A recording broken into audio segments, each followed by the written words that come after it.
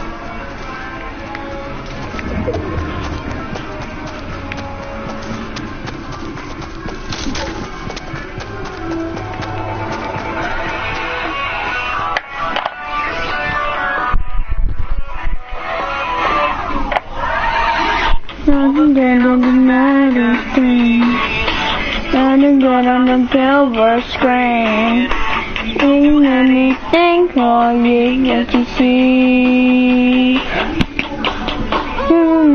What you got in Yeah.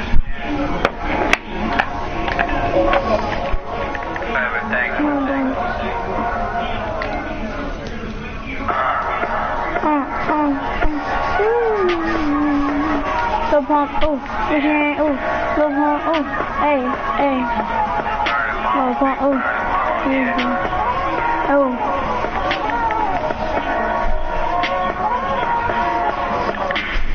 my chest keep burning, I feel like I'm down, and it keep coming, I ain't even trying, my girl keep flying, my girl keep crying, time, the counts keep bouncing, 24 calls when I hit the ground, pretty light skin bitch, told her staying around, told her love didn't burn, cause it been around, all my banks had to put it in the ground, spirit told me slow down, don't go to bed, you ever stood back and look what you did, stood the game 3 times, I ain't never looked back, fuck rap, I ain't getting a plaque, put a cut the cookie, got your boy fat, yeah, I had to relax, weed man, paying your tax, lay chillin' for a week, there's a man in the lag, got your baby mom face in my lap, other weed got me dizzy, and you ain't never roll, everybody miss me, can't fake, there's no faggot, running there, and just like Drizzy, you're crazy as hell, no money in the bell. Yeah, girl, and running the cell. Long and a Michael, and then around with the wrong fool, and then shit around with the fool. And then turn with the bone thugs. Yeah, stick with trap money, buy more drugs. Yeah, stick with trap money, buy more drugs. I know, the party's already over. I left early. It was supposed to finish at 7:30 and I left before. Because Brandon wanted me to go to his house, but I was like, I want to go already. So I just left, but I was like, my mom's gonna know because she's gonna look at the time. Never made me. The money never made me. What should I do? All this money and blessing my crew, cause the money never made me. No, Grandma, I fell on the ground and hit my butt so hard. Welcome to the gym. I fell on the ground and I hit my butt so hard. Well, okay though. Some, while they push them out, but you're real gonna feel all levels of blue, crank, French, talking into discussion.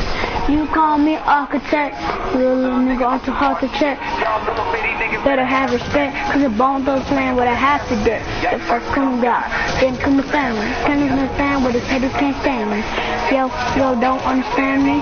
Plan B, step it up and hand me. No! Heck, I forgot!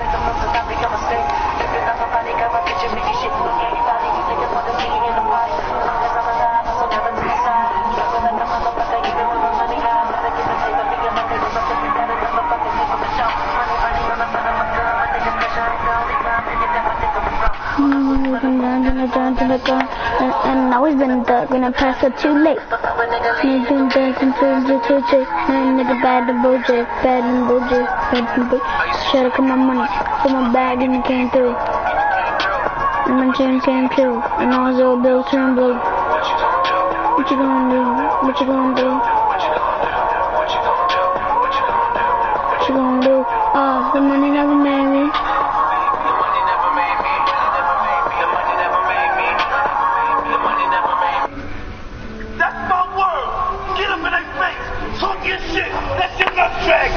These niggas just running at they fucking mouth, man. Follow protocol, get in they fucking chest. Leave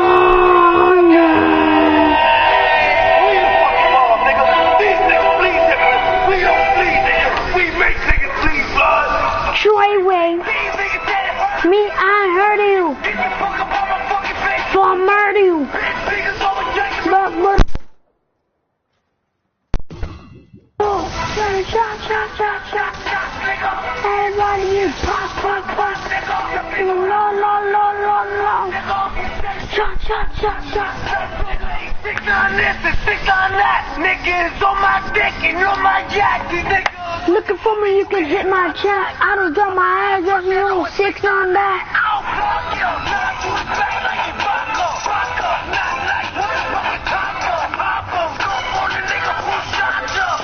Somebody call a fucking doctor.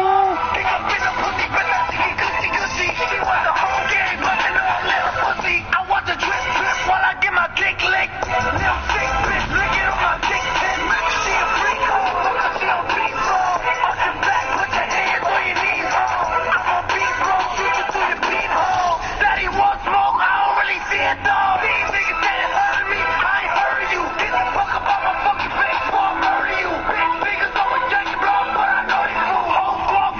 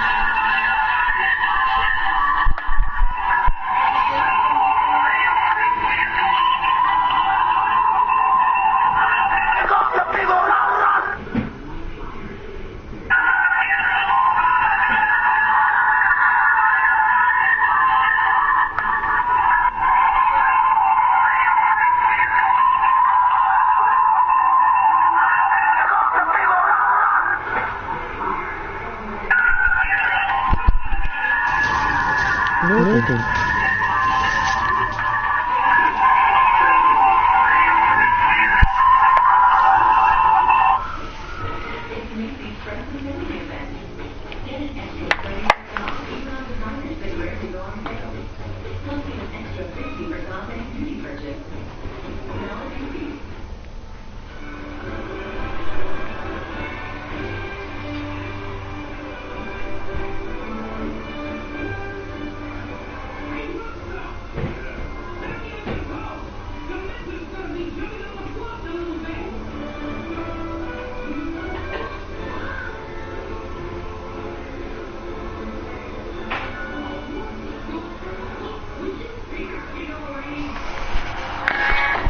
Twists, turns, and straightaways. What's going on, guys? King Trending here. What we're doing today is going over 8 expensive things that rappers own. These expensive things range from $1 million watches to multi-million-dollar houses. So stay tuned and watch the whole entire video. That'd be amazing. And before we get into this video, if you're not already subscribed to King Trending, be sure to subscribe right now and leave a like. Let's try to get 2,000 likes within the first 24 hours. I believe in you guys. I think you guys can do it. Without further ado, let's get straight into this top 8. In the 8th place spot, we have Quavo's Ratatouille chain. Quavo has some really notorious chains like his Yoda chain and his That Way chain, which is all worth $100,000. But this one takes the cake. This chain is worth $250,000 or $250,000 for one single chain. That might seem like a lot for a chain, but since you're Quavo and you have a lot of money, it doesn't really put too much dent in his overall net worth, and he decided to drop it on his chain. And the detail in this chain is ridiculous because inside the chain, he's literally wearing another chain. Like, that's Inception right there. And for like the jeweler to put the diamonds inside the chain that's inside the chain, it must have taken forever to like place every single diamond, and that's probably why it's worth that much. Just the attention to detail in every single little bit of this chain is ridiculous. Even like the glasses, and even also like the Ratatouille rat itself, is also so detailed. And since it's Quavo, you already know he has the VVS diamonds on this chain, which puts the cost up tenfold, which brings it up to the price of $250,000. It's one of the coolest chains I've ever seen this year. This probably ties up with me with Lil Uzi's like Marilyn Manson chain. That one was also pretty cool. 7th place spot, we have Kanye West. Kanye West, we all know, is worth millions upon millions of dollars, and is really known to spend his money in some really weird ways. And this way included, and this is straight out of something from like George Lopez, where he gets a mural of himself sitting on a chair. Kanye West did something similar, but he did it with a little bit more meaning. He had a mural of himself as an angel or like a god figure, but this just represents his like life-changing, like almost fatal car crash that he got into a while back. And this painting that he got done just reminds him of how like short life is, pretty much, and to live life to like its fullest potential. But to spend $350,000 on a painting of yourself, that could be seen as like really narcissistic, but it has a deeper meaning than what people would probably think. In the 6th place spot, we have Travis Scott's $1 million watch. Well, technically it's like $1 million and like 15 grand because of like taxes and stuff, but let's just round up to $1 million and say it's $1 million watch. But this is a Jacob and Co watch. It has like a glass dome that looks like it's gonna like break if you drop it once. But this watch better be made out of like moon rock or something like that, because this thing should not be worth $1 million. Looks cool and all, but to be worth $1 million, I don't think Travis Scott should really drop that amount of money on a single watch. He should probably like put that money in like a donation somewhere to feed starving kids in Africa or something. I don't. What makes you different is what makes you Spider-Man. I don't know. Spend $1 million on like a status symbol. I think that was kind of a waste of money, but Travis Scott could do whatever he wants. I'm just hoping that Travis Scott's like smart with his money, because in the long run, if he continues spending money like this, he's gonna end up being broke, and I really hope that doesn't happen, because I really love Travis Scott and love his music, and hope he could go far. But if you're gonna spend $1 million on a watch, that's not really the smartest thing to do. Now in 5th place, I've got Rick Ross's chain, which is worth $1.5 million. This is a similar chain to Quavo's, where it's a chain of himself wearing another chain of himself. It's another Inception chain that really is unnecessary, to be honest, especially for $1.5 million. And this chain is actually huge because Rick Ross is like a pretty big person, and it covers like a big majority of his stomach. And if you compare his head of the chain compared to like his glasses, that's like the similar size. So that gives you like a comparison of how big this chain actually is. If you had $1.5 million, comment down below what would you spend it on. Me, I would probably spend on like a Bugatti Veyron or something like that. Let me know down below what you guys would spend $1.5 million on. If it could only be one single item. I don't understand why rappers really love chains that much, because you can't even like wear this on like a daily basis, because how heavy the chain actually is. It would like hurt your neck, so you wear it like once in a while. And I would rather get like a house where you can actually live inside than a chain that you could barely even wear. You could only wear like probably like once a weekend, like at special events. But I don't understand, I'm not a rapper, I don't know what they're thinking at all, I don't know their lifestyle is. Alright, in the 4th place spot, we've got Jay-Z, and he spent $1.7 million on a single watch. And this watch right here is called, wait, sorry if I pronounce this wrong, but it's Richard Mille RM56 Felipe Mazda Sapphire. That's the full name. And the watch is like fully exposed, so we can like see like the full gear inside the watch, which is pretty cool, but I don't think it's worth $1.7 million in my opinion. But they probably have like a huge backstory of why it's worth $1.7 million, and I wouldn't really understand. They probably use like some really big words to describe what it actually does, and I'm illiterate. But I do know how much $1.7 million is, and that's pretty much half of what like an average person would probably make in their whole entire lifetime. And he's spending that on a single watch, because if you, wait, let me do some quick math. So you go 50,000 times 6. You want a performance car, but you need to buy stuff. 60, that's around 3 million, then 3 million, half 3 million is around $1.5 million, and this watch is worth 1.7 million, so that's more than half of what you're making.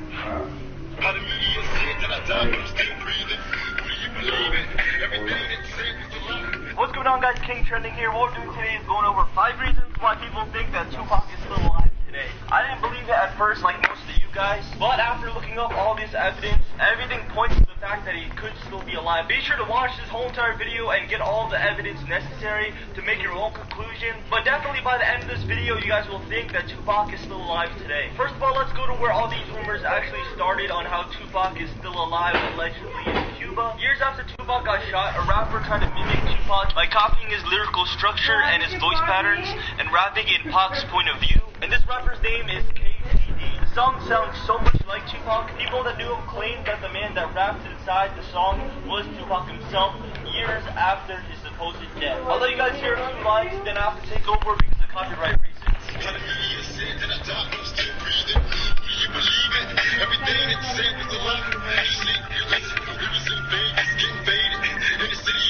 So that was a few lines of the song, and doesn't that sound exactly like Tupac? And the rest of the lines I'm about to read you are even more concerning. Then he goes to say, I had a bad feeling that night after the fight at the MGM.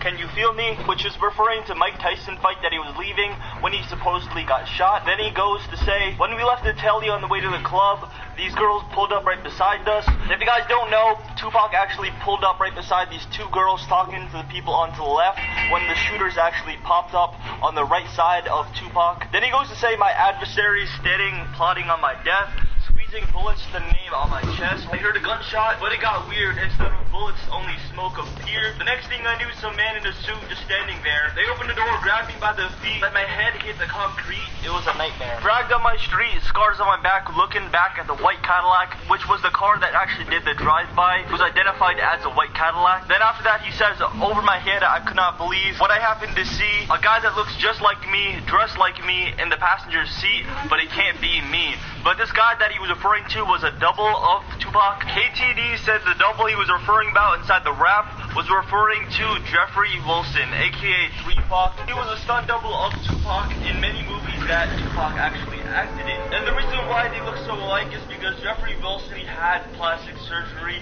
to look more like Tupac, including lip surgery, lip injections, and also chin bone reduction. Obviously, the name 3Pac comes from the name Tupac, referring to them looking exactly the same. And Tupac's family even went to say that they couldn't even tell 2 of them apart when they were at a distance. The only real difference between them was 3Pac had a tattoo of Tupac on his right arm, and also Tupac, the real one, had a nose piercing. The day of Tupac's death, Jeffrey Wilson had a round trip ticket to Cuba, but when he flew there, he never returned. People have speculations that Tupac actually got replaced with Jeffrey Wilson Wilson the moment he was supposedly shot, making 3 Pac dead and not 2 Pac. Then that would mean that 2 Pac went to Cuba and could still be alive today. That's the full story why people believe 2 Pac is still alive inside Cuba, because of that actor, and they actually got switched before the death of 2 Pac. And what's even crazier about the story is back in 2011 on December, the person they call 3 Pac, or Jeffrey Wilson, actually came back to the United States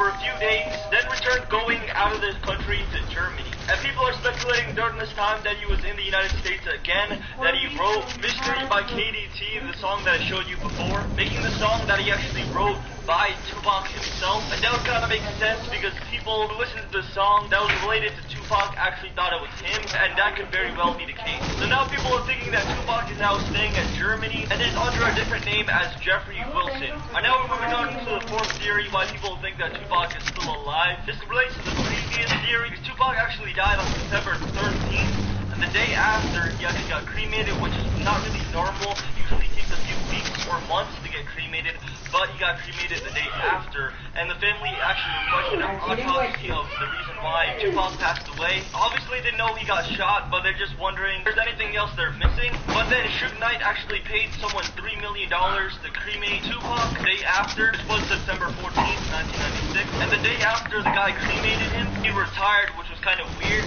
It might just be because he got paid $3 million, he doesn't really need to work, but there was no reason for Suge Knight to pay him $3 million at all. Because Suge Knight is not really worth that much to where he could throw away $3 million just to cremate Tupac. And people are speculating that there's a reason because of this. Was it to cover up something about Tupac? We probably may never know. Then we're moving on to the third thing, which relates to the previous one. In 2014, an interview of an Outlaws member, Idi Amin, confirmed the rumor that the ashes of Tupac were actually not Tupac at all. The ashes tested for DNA of Tupac and it did not come up as positive. So the weird question is, whose ashes were they? So people were speculating that it was Jeffrey Wilson, the person I mentioned before, which they call Tupac. And then if they did do an autopsy of Tupac, they would find out that it actually wasn't him. It was his stunt double or actor friend, 3 Pac. The second thing people think about Tupac's death is that the government somehow is like correlated to this, which I really don't understand. Then randomly, the CIA just said no, we don't know where Tupac is. Which is weird for a government where it has over 200,000 retweets and 150,000 likes.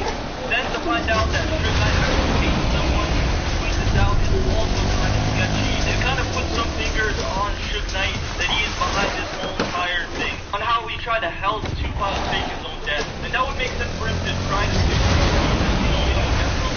person that actually died with Tupac, so he would benefit if his songs got immortalized, because more people would listen to his music after he passed away. All of his songs become relevant forever, pretty much. Death Row Records cashed out on Tupac's death, including a $100 million spike after Tupac died. But this really doesn't make sense to me because Suge Knight was in the car with Tupac. People were shooting at him, but then this kind of makes sense because inside the song, he says there was no shots fired, only smoke appeared. If you guys remember when I said that. And that's when Suge Knight and his team switched out Tupac for Jeffrey Wilson. Everything adds up really weirdly and can possibly make sense that Suge Knight is behind this all. And the last thing that really spooks me is that Suge Knight actually got reported that he got shot in the head by the first person that showed up at the scene. But then Suge Knight never went to the hospital or never got checked upon on getting shot in the head. He said he got grazed by the bullet. The officer reported saying blood was everywhere. Later, the first officer on the scene said that Suge Knight could not be a part of Tupac's death because he looked generally concerned for Tupac getting shot. Or 3 Pac, I should say. So we're not sure if it's actually him. There's no actual proof. Because everything was gone and cremated the day after. And also because of the $100 million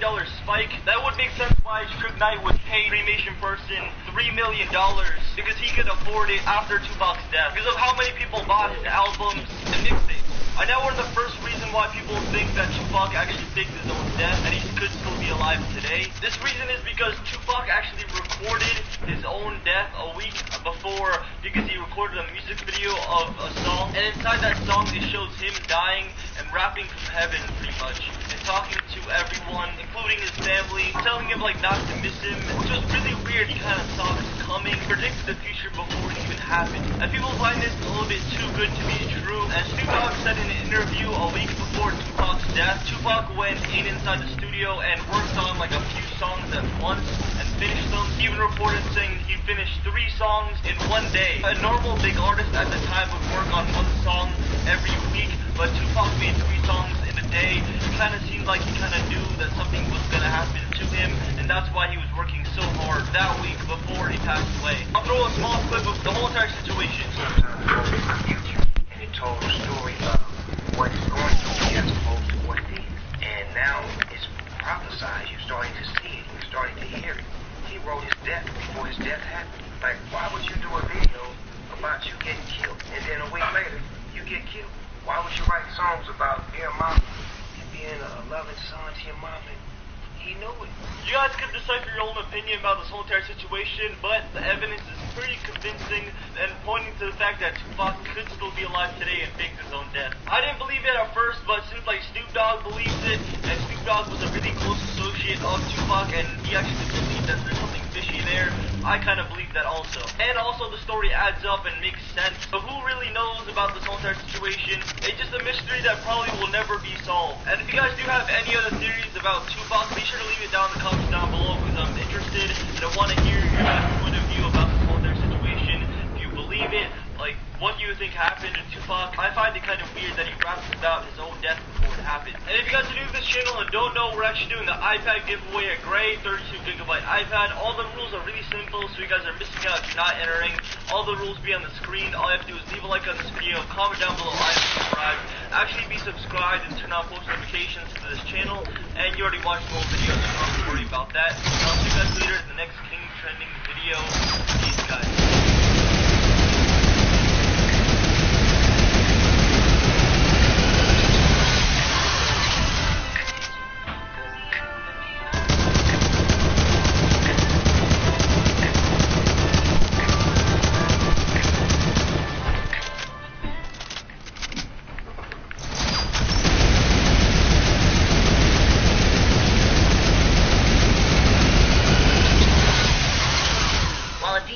Personally connected to these artists through their tunes, it's always difficult to believe when some of the most legendary or promising musicians pass on.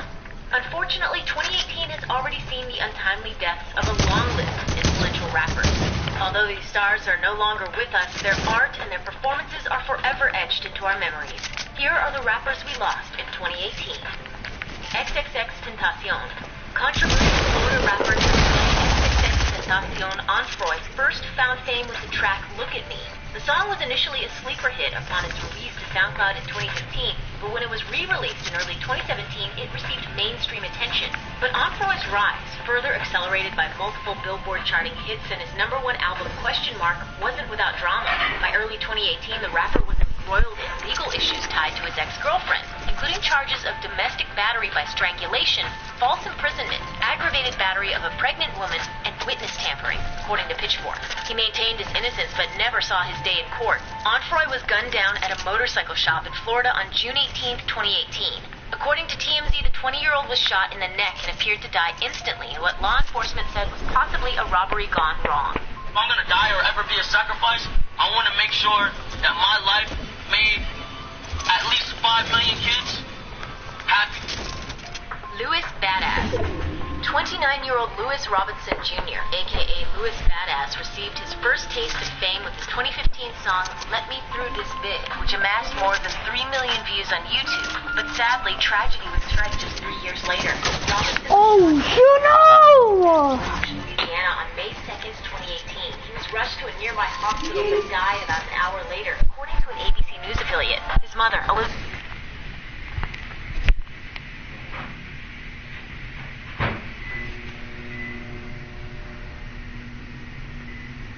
Elizabeth Robinson pleaded for an end to gun violence, telling The Advocate, "It's just got to stop. I don't want anybody to go retaliate or somebody else get killed. It's just not worth it."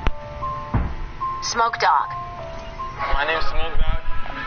I'm from Regent Park, and I make music to tell my story from where I'm from. Canadian rapper Javante Smart, better known as Smoke Dog, broke out with 2015's Trap House, but his exposure increased in 2017 when he toured alongside Drake on the Boy Meets World tour. Unfortunately, Smoke Dog's ascension to stardom was cut short when he was killed in a violent triple shooting outside a Toronto nightclub on June 30th, 2018. Following the news of Smart's death, Drake posted with his friend, "I wish peace would watch over our city. So much talent, so many stories we never get to see play out. Rest up, Smoke." Craig is back.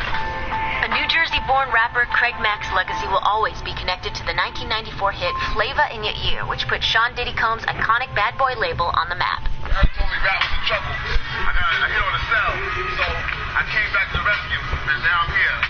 The track peaked at number 9 on the Billboard Hot 100 and earned platinum certification. But by 1995, Mack and his debut album, Project Funked a World, were eclipsed by his label mate, the Notorious B.I.G., whose critically acclaimed Ready to Die was released just a week before Mack's project. Mack was subsequently dropped from Bad Boy, releasing his second album, Operation Get Down, in 1997 to a little fanfare. He eventually left the industry and later left his home in New York to join a hyper-conservative religious community in South Carolina, where he spent the remaining years of his life. According to Newsweek, Mack passed away from congestive heart failure on March 12, 2018, at 46 years old. Lovebug Starsky. The hip-hop community was rocked by the sudden death of Kevin Smith, the legendary rapper and DJ known as Lovebug Starsky, on February 8, 2018. He was just 57 years old when he passed away at his home in Las Vegas from a heart attack, according to Hip Hop DX. The thing that would always follow this man wherever he goes is nobody rocks the fever like Lovebug Starsky. Starsky was widely credited with coining the phrase hip-hop when the genre was still in its infancy, using it in his rhymes throughout the 70s and 80s. He went on to release multiple records in the 80s, including Amityville, Do the Right Thing, and You've Gotta Believe. But Starsky was ultimately overshadowed by other artists, and he arguably never got the recognition he deserved. Thankfully,